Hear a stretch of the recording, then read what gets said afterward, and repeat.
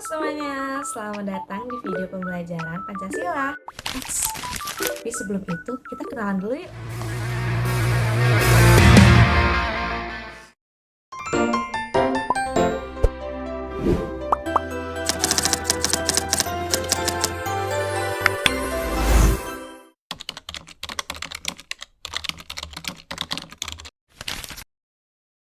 Akar Pancasila sebelum Indonesia merdeka. Banyak orang yang mengira Pancasila itu baru muncul pada tahun 1945. Padahal nilai-nilainya sudah ada sejak lama dalam budaya Nusantara. Contohnya nih, gotong royong sudah jadi tradisi masyarakat desa sejak ratusan tahun.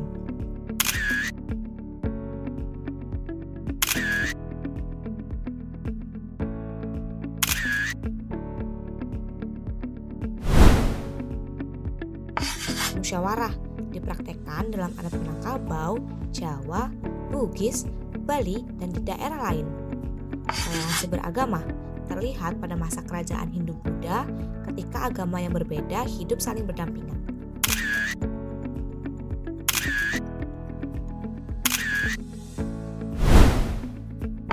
Rasa kemanusiaan kuat dalam falsafah lokal seperti Pil Pasenggiri dari Lampung, Sirina Pase dari Bugis Makassar, dan Tatwam Asi dari Bali.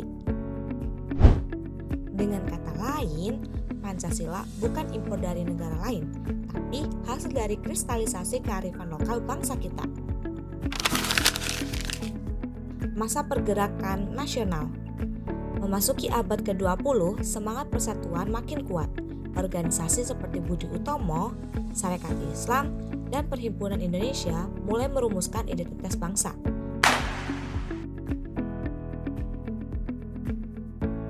Di sini mulailah rasa persatuan, kemanusiaan, dan keadilan sosial semakin dianggap penting.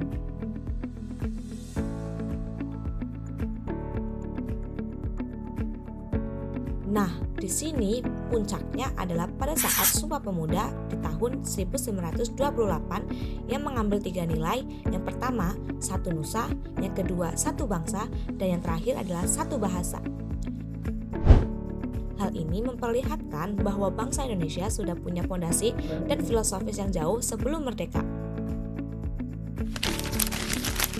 Sidang BPUPKI dan lahirnya konsep Pancasila. Pada 29 Mei 1945, usulan dari Muhammad Yamin yang menyampaikan 5 asas. Yang pertama, peri kebangsaan, peri kemanusiaan, peri ketuhanan, peri kerakyatan, dan yang terakhir adalah kesejahteraan rakyat. Ia juga menegaskan bahwa dasar negara harus berasal dari kepribadian Indonesia itu sendiri. Nah, pada tanggal 31 Mei 1945, Profesor Dr. Supomo mengusulkan juga. Dr. Supomo membawa konsep negara integralistik, di mana negara bukan hanya sebagai melindungi individu, tapi menyatukan semua golongan, menekankan persatuan, kekeluargaan, dan juga gotong royong. Nilai ini mirip dengan Pancasila pada sila ketiga dan sila keempat. 1 Juni 1945, pidato Insinyur Soekarno dan lahirnya Pancasila. Inilah momen yang paling bersejarah. Dalam pidato panjangnya, Soekarno mengusulkan 5 dasar negara. Yang pertama, kebangsaan Indonesia. Yang kedua, peri kemanusiaan. Yang ketiga, demokrasi. Yang keempat, kesejahteraan sosial. Yang kelima, ketuhanan yang berkebudayaan. Ia lalu menawarkan dengan nama Pancasila, dari kata panca yang berarti 5 dan sila yang berarti dasar atau asas. Soekarno juga mengibaratkan Pancasila sebagai filosofis Grundslage atau dasar filsafat negara.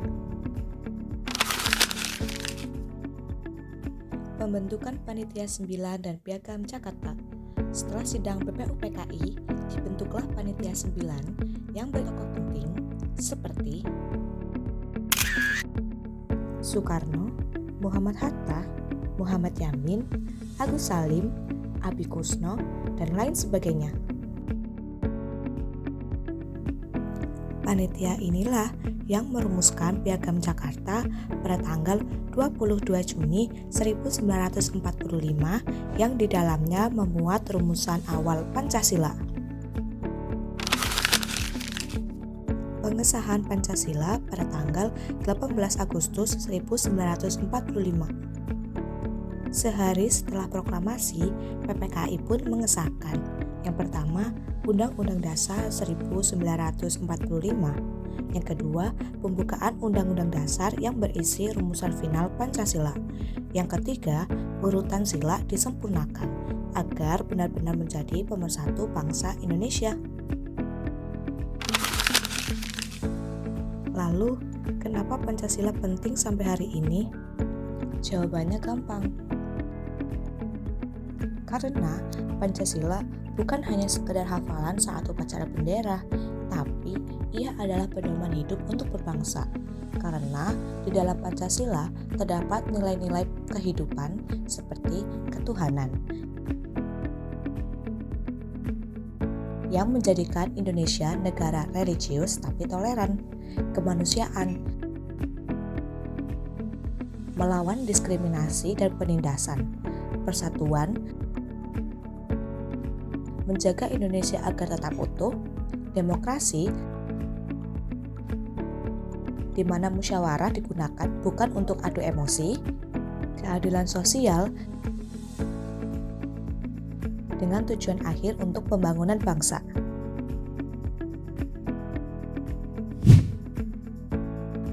Jadi, mau zaman kolonial, reformasi, atau era digital pun, Pancasila tetap relevan. Lalu, apa makna dan relevansi Pancasila? Yang pertama, sebagai dasar negara, Pancasila sebagai dasar falsafah dan ideologi negara yang mempersatukan seluruh bangsa. Yang kedua, sebagai jati diri bangsa. Di sini, Pancasila merupakan cerminan jati diri dan pandangan hidup bangsa Indonesia yang harus tercermin dalam perilaku sehari-hari. Yang ketiga, Pancasila sebagai pandangan hidup, di mana nilai-nilai yang terkandung dalam setiap sila menjadi pedoman dalam setiap aspek kehidupan. Yang terakhir, ajakan untuk menjaga kesatuan. Nah, sejarah Pancasila itu menjadi pengingat bahwa kemerdekaan dan kemajuan bangsa hanya dapat dicapai jika nilai-nilai Pancasila terus dijaga dan diamalkan, serta menghargai perbedaan dan menjaga persatuan negara. Untuk implementasi Pancasila bisa diterapkan di lingkungan pendidikan, di lingkungan sosial, untuk mencapai suatu keteladanan dan partisipasi masyarakat. Nah, untuk contoh-contoh dari implementasi pendidikan Pancasila, yang pertama bisa melalui gotong royong dalam membersihkan lingkungan,